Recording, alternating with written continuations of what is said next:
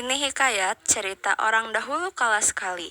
Peristiwa Allah Subhanahu wa Ta'ala menunjukkan kekayaannya kepada hambanya.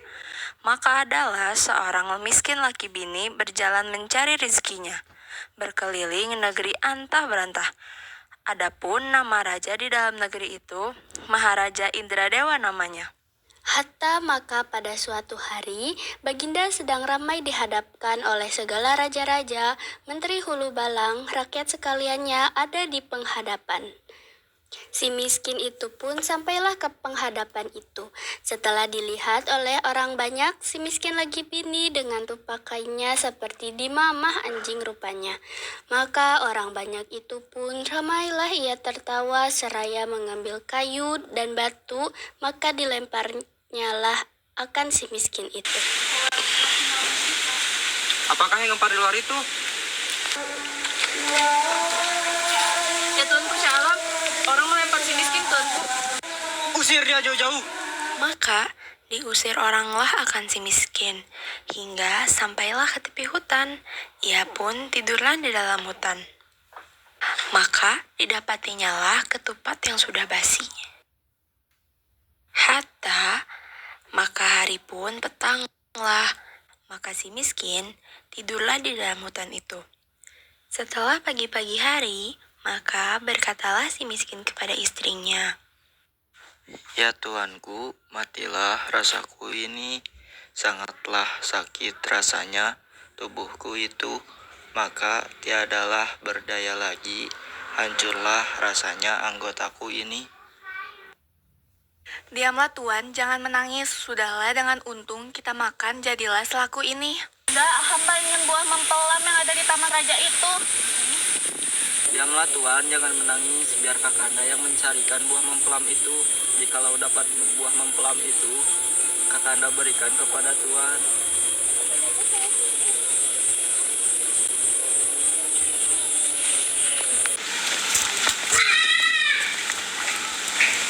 "Hai miskin, apa kehendakmu?" Hamba ini minta yang diberikan yang sudah terbuang itu. Hamba hendak memohonkan buah mempelam yang sudah busuk itu. Minta aja tuh. Maka terlalu belas hati sekalian orang pasar itu. Maka ada yang memberi buah mempelam, ada yang memberikan kain baju, ada yang memberikan buah-buahan. Maka ia pun kembalilah ke dalam hutan mendapatkan istrinya.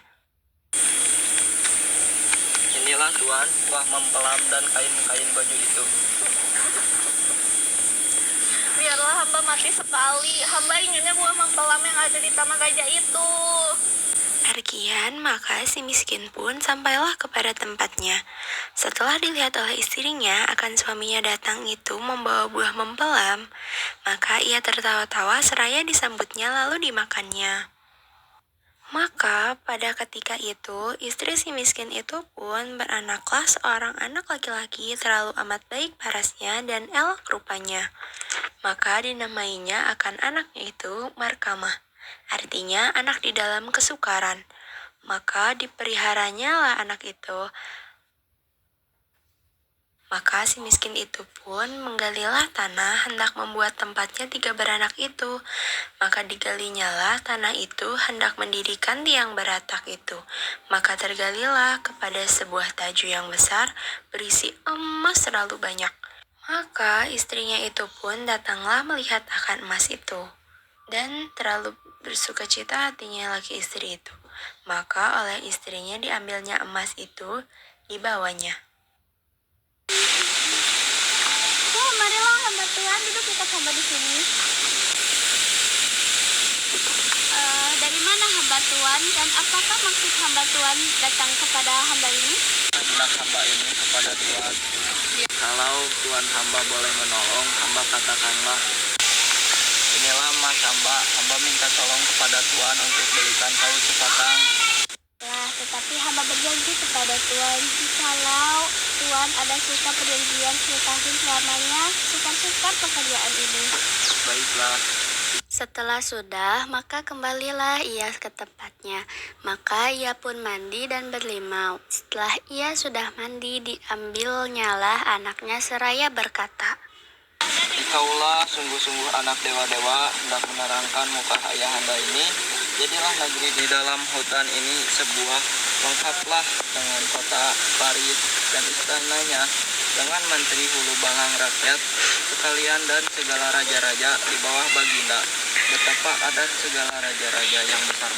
Arkian, maka beberapa lamanya Baginda itu duduk di atas tahta kerajaan, maka anaknya Maharaja Markama itu pun telah besarlah ia. Maka si miskin bersalin nama Maharaja Indra Angkasa dan istrinya dinamainya Tuan Putri Ratna Dewi dan negerinya dinamainya Negeri Puspasari. Maka Tuan Putri Ratna Dewi itu pun hamillah pula. Setelah beberapa lamanya, maka genaplah bulannya, maka datanglah pada ketika yang baik dan sangat yang sempurna, maka Tuan Putri pun berputralah seorang perempuan terlalu amat baik parasnya, gemilang gilau-gilauan rupanya. Alkisah, maka tersebutlah perkataan segala saudagar-saudagar yang di negeri Antabranta itu. Maka apabila didengarnya kabar akan si miskin itu telah menjadi raja besar, maka sekalian mereka itu pun masing-masing mencari pandai emas hendak menempah karena sudah sampai janjinya. Ya Tuanku Syah Alam, bunyi-bunyian banyak sekali dan ramai sekali di luar kota. Apakah Tuan gerangan itu? Adapun akan saudagar-saudagar itu pun sampailah ke pintu kota, maka bertemulah dengan orang yang memeriksa itu. Maka kepada orang itu, Hendak kemana Tuan-Tuan sekalian ini? Dan dari mana Tuan hamba berasal? "Hamba ini dari negeri Antabranta, Hendak menghadap Duli yang dipertuan di sini. Ya Tuanku Syah Alam, ada saudagar-saudagar datang dari negeri Antabranta hendak menghadap Duli Tuanku. Silakan Tuan hamba sekalian masuk, karena Duli yang dipertuankan itu sedang menantikan Tuan hamba sekalian di penghadapan itu. Maka saudagar-saudagar itu pun masuklah. Setelah sampai ke penghadapan Baginda, maka saudagar-saudagar yang datang dari negeri Antabranta itu pun sujudlah. Maka segala saudagar yang datang itu pun dipersalinkan oleh Baginda dengan sepertinya dan diperjamulah makan minuman bersuka-sukaan. Setelah sudah, maka saudagar-saudagar itu pun bermohonlah, lalu mereka itu kembali ke negerinya setelah sudah. Maka kedengaranlah kabarnya si miskin itu menyuruh mencari ahli nujum. Maka segala ahli nujum itu sedang ada lagi menghadap Baginda, maka titah Baginda katakan anaknya itu celaka, karena si miskin itu terlalu arif dan bijaksana, sedang lagi berharu ia menjadi raja. Hai segala ahli nujum, lihat apa yang ada di dalam nujum tuan-tuan sekalian. Apakah untung malangnya anak? Baik, katakan padaku, dan jika tidak baik, katakan kepadaku juga, dan katakan yang sebenarnya. Maka segala ahli nujum itu pun menyembahlah sekalian, maka lalu ia membuka nujumnya sekalian itu. Betapa halnya, katakanlah olehmu dengan sebenarnya, jangan takut kepadaku, karena aku berhak mengetahui akan dia. Ya Tuanku Syah Alam, adapun selagi hidup anakda kedua bersaudara itu, niscaya Duli yang dipertuan tiada kekal di atas tahta kerajaan, sebab anakda kedua bersaudara itu terlalu amat besar celakanya. Setelah sudah segala ahli nujum itu kembali, maka Baginda pun masuklah ke istananya, maka kata Baginda kepada istrinya, Hai Adinda Tuan, apa bicara kita tentang anak kedua tersebut? Karena Kakanda sudah menyuruh lihat kepada ahli nujum akan anakda kedua itu. Terlalu besar celahnya anakda itu. Tiadalah boleh ditaruh di dalam negeri. Demikianlah sangat celakalah anakda itu. Adapun sebaiknya sekarang kita bunuh saja anakda itu. Sampai hati Kakanda melihat darahnya berhamburan. Jikalau engkau sangat benci akan dia, suruhlah ia pergi barang kemana.